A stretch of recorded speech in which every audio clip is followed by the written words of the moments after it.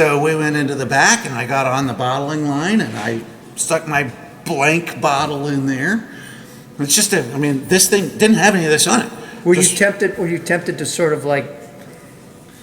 I was until I turned until I turned the machine on, and then I was like, oh no one wants to be underneath that thing.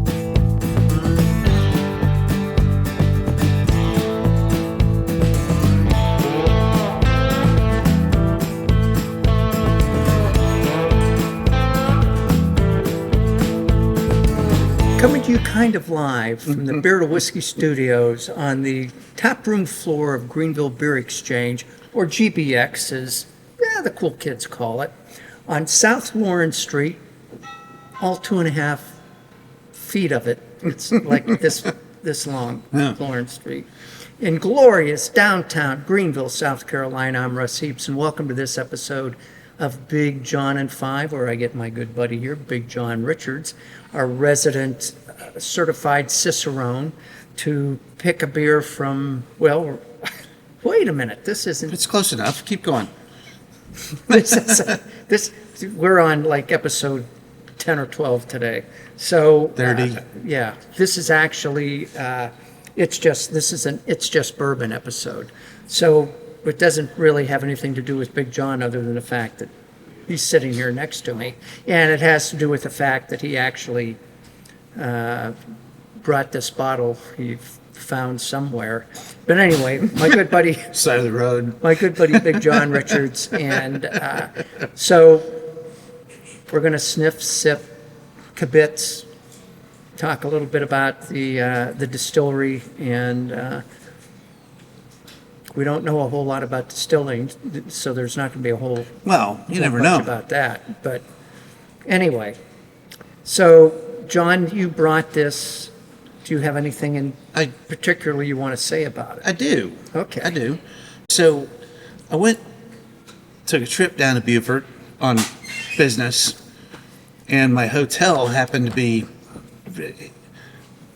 literally next door. I mean, the next parking lot over was this rotten Little Bastard Distillery.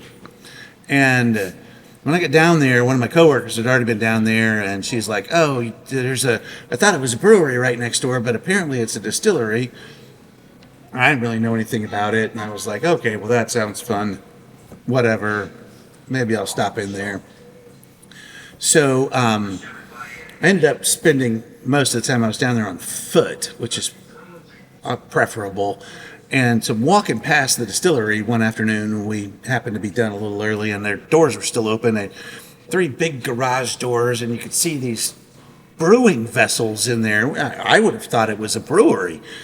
And, I was like, all right, place is open. I'm going to stop in and see what's up. So I stop in, and South Carolina, they're not allowed. You can't have a bar inside a distillery. They buckle the Bible Belt. Right here. They can't sell you anything to drink, but they can give you a tasting tour. And so it's like a loophole. Yeah, a loophole in the whole. I'll do a tasting. So my tour guide that day was a young man named Mike, and our aged man named Mike, but that makes him a young man. And he took me on my little tasting tour, and the last bottle on the tour was this one. 1, because it's the biggest, and 2, because it's certainly the crown jewel. A big barrel aged, and everything they do is single barrel. So I don't think, unless they've done something different now, they don't blend anything. They just put stuff in a barrel and wait for it to be right. And when it's right, they pull it out and barrel it. Sounds like our buddies at Glens Creek. Right, indeed. And I know we've talked about that before. Yeah. So I do the tasting, and I get to the end, and you can then buy to go. If you want to buy a bottle and take it home with you, you can do that. And so I said, look, I want to buy a bottle of that. And he goes, all right, I think that's a good choice. He goes, and if you buy a bottle of that, you get to bottle it yourself. And I was like, really? He goes, yeah, you're going to get your own bottle. I'm like, No Wow. doubt. So, I was like, that's just an extra added bonus. I'm jumping in. So we went into the back, and I got on the bottling line, and I stuck my blank bottle in there. It's just this thing didn't have any of this on it. Were Just- you tempted? Were you tempted to sort of like? I lay was, down and- I was until I turned until I turned the machine on, and then I was like, oh no one wants to be underneath that thing. I filled that bottle up in I bet that bottle was full in 8 seconds. Unbelievable. And it's a hand bottle, it's a hand thing, so you have to bring the Right. bottle in and crank the top down, but then you just push a button and the thing starts pumping and it fills the thing up, and then you pull it off and cap it. And so I did all of that. And then I heat shrunk the thing on the top of it too. I did the whole thing. It was great. And then he goes, I thought I was going to be taking home a bottle like this mystery bottle with just nothing on it. He's like, here's your label. I'm like, ah. So I slapped the label on the front, slapped the label on the back. It's got a little stamp on the back that says not for resale, because I'm not saw allowed that. to I take that saw to a that. place. And then they put a little thing on there on the side that says bottled by and for. And I put bottled by Big John. And then I put for me. And then I wrote, and beer whiskey. Because I knew I wasn't going to open it till we got up here and put it on camera. So Well, that's Here it is. That's pretty cool. Yeah. That's pretty cool. And I just want to mention that sounds very much like Garrison Brothers out in Texas, who every time they start bottling, they invite customers in, and it's totally customers and fans who bottle everything they do. And then it also sounds a little bit like Maker's Mark in Kentucky down on the Bourbon Trail, hand dip. that you can hand dip your bottle yourself. So that's kind of a cool. Yeah. But I'm looking It forward was to neat. this. I was so impressed with this bourbon, and so they do a regular bourbon, but then they do a single batch bourbon that honestly I don't remember if it was like double barreled or if there was something else, because you have to barrel age it to get it to be bourbon in the first place.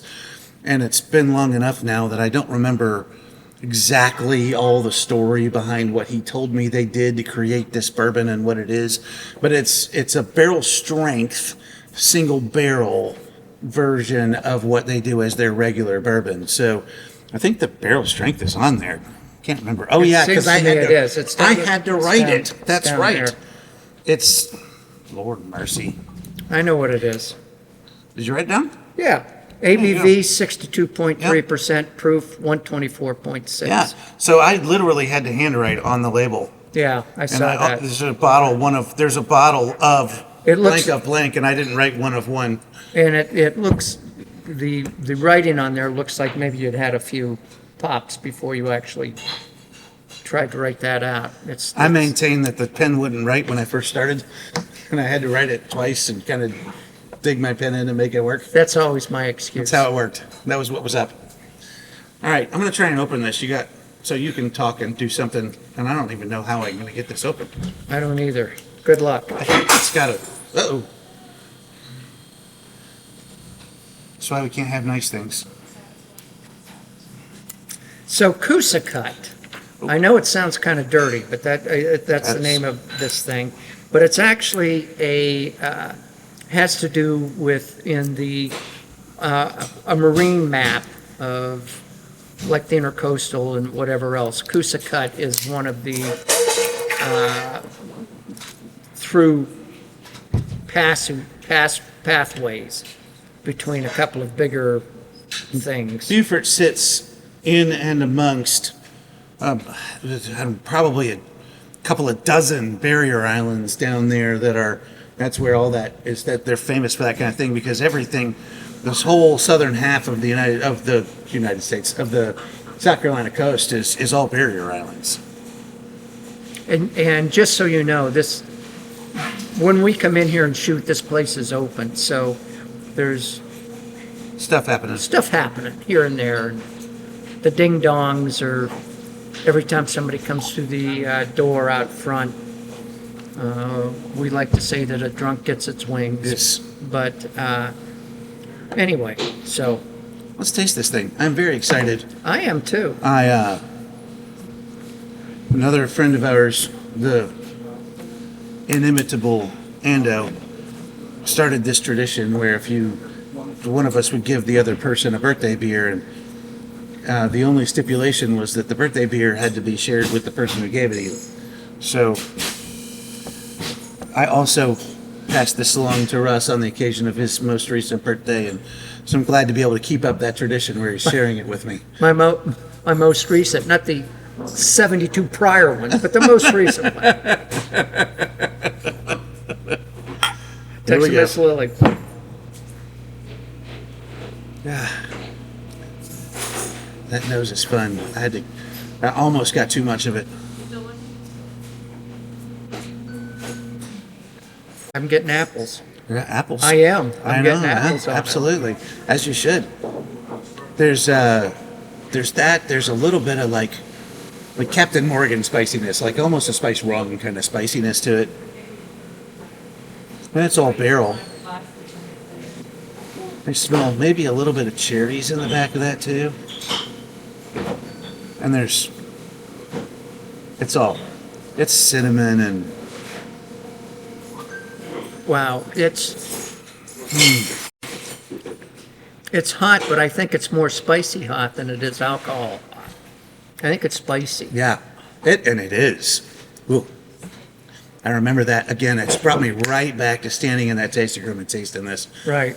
There's so much cinnamon, and it's almost like a atomic fireball kind of a cinnamon because there's so Yeah. much big cinnamon on the Yeah, front of that. it's huge. Ooh, oh man, that's filling it. And it's dry on the finish. And I'm getting a lot more pepper and a little bit of alcohol as I talk over it. Ooh, man. I'm glad this is as good as I remember. That's fun. I think that holds up against many of the very good bourbons we've had. And it did on the day. Thus far, I don't believe I've done the water trick with it. I definitely didn't do it at the brewery, the distillery. So I think this will be the first time I've gotten to drop a couple of drops in it. I looked when I was researching this to see if they had a mash bill, but they don't. So But they talk about. I know it's a rye. I think he told me what the bill was on this, and I remember saying, so it's a high rye whiskey, and he said, yeah, and he, 13. we don't like to use that word, but I think is, that I'm paraphrasing, I'm sure, but I do remember that. I remember saying that I thought that meant it was going to be a high rye whiskey. What's one of the things that's super cool about this distillery is that they make all their own juice. They don't get juice from anywhere else. So all that stuff that I said about having a brewery and that it looked like a brewery, that's because they're actually mashing in their own liquid. Yeah, and that's cool. really surprising for a small boutique distillery that's doing bourbon, because they almost always get their juice from somebody else, and then whatever happens, it happens in the aging. Whatever special happens in the aging. But yeah, that's very unique for a little. Yeah, I thought that was my favorite thing about the distillery itself was that they were mashing in their own product, and that's one of the reasons they get to be called a certified South Carolina product, because they're using even local grains as often as possible, and all of the manufacture is happening in South Carolina. So putting a little water in it, now I'm getting I more haven't tasted it yet. more caramel on the nose.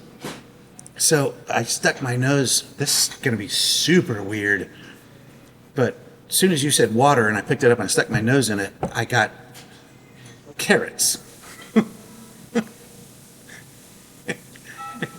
And I'm sure it's because I stuck my nose in it too hard and my brain went someplace, but carrots. Carrots can be used in like mirepoix or something else to create. They got a starchy sweetness to them. The putting water in it, the nose It smells like really got caramelly. Russ. It for me. smells like carrot cake now to me.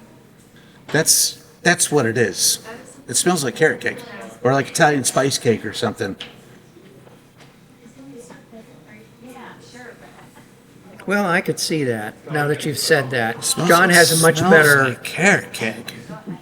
smeller than I do. Well, I talk about when you're trying to smell something, you don't smell with your brain, you smell with the back of your brain, you smell with your memories, because the two things are very tightly Thanks connected. for the memories. Don't worry, it's almost the end of the day, folks. It is. We've been doing a lot of these. If I wasn't sitting down, I'd dance. Oh yeah, but the rye spice pops harder on the back of my tongue. It still doesn't taste hot, which is crazy for it being 60 proof, but 60 odd proof. But yeah, there still tastes so much of the same spiciness, that same spice mixture, and that back end caramel cakey sweetness that I'm thinking of carrot cake when I drink that with the water in it. I think this would probably be a wonderful bourbon for old fashions in Manhattan. I agree. Big enough to hold up to a little bit of extra flavor. Yep. The bitters that drop into something like this that. would be Oh, an man. excellent bourbon. Yeah. Excellent. Right. Well, good times. Exactly. Shall Anything we? else? I think we told our stories. So damn lucky. See you next time.